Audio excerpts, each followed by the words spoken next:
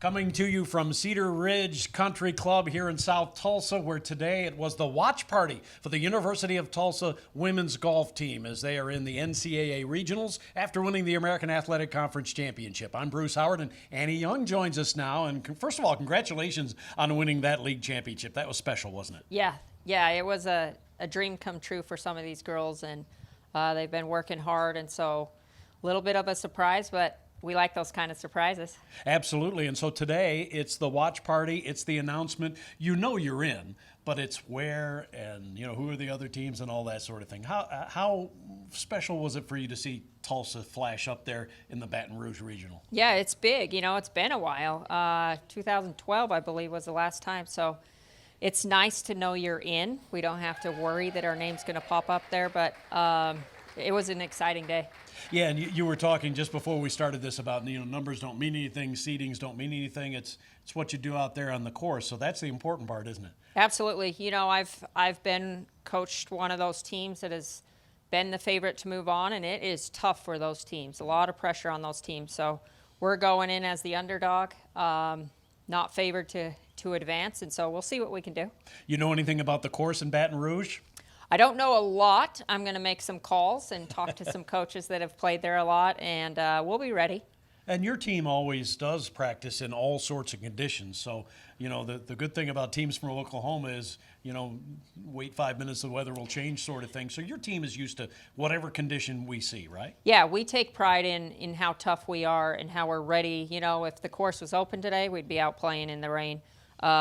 We'll be ready for any condition for sure. All right, let's go back to the American Athletic Conference Championships.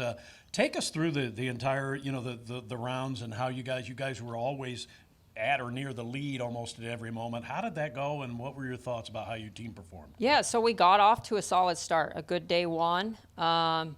Played nice day two. It was a tougher day on day two, and we hung in there, tied for the lead. We had the lead at every point, and then we got off to a hot start day three. We hadn't played many good front nines, and they came ready to play. Struggled at times during the back nine, but got it done.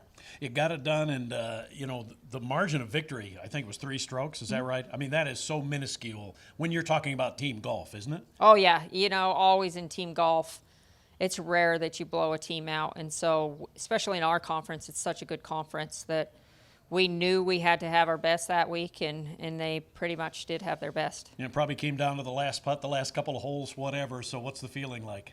Yeah, well, so we knew we were up by a few. I don't watch a lot of golf stat. I watch the back nine.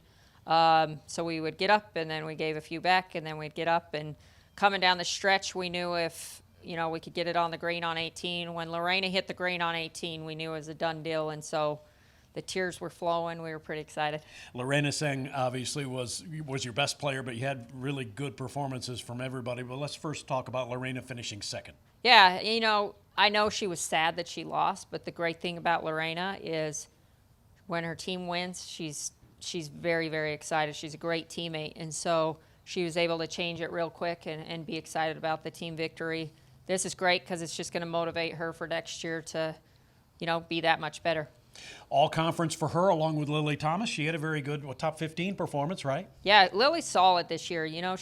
She's grown a lot. We've talked a lot about that, but she's grown up as a golfer and as an individual, and she's been a big key for our success this year. And you only had 5, so I mean, you got Taylor Dobson was good, Tita was good, and then Haley Greb. I mean, they all had to contribute, didn't they? Yeah, they've all helped. We look at the stats, and they've all helped in every win we've had. So if we're going to be good, we've got to have all 5 ready to play.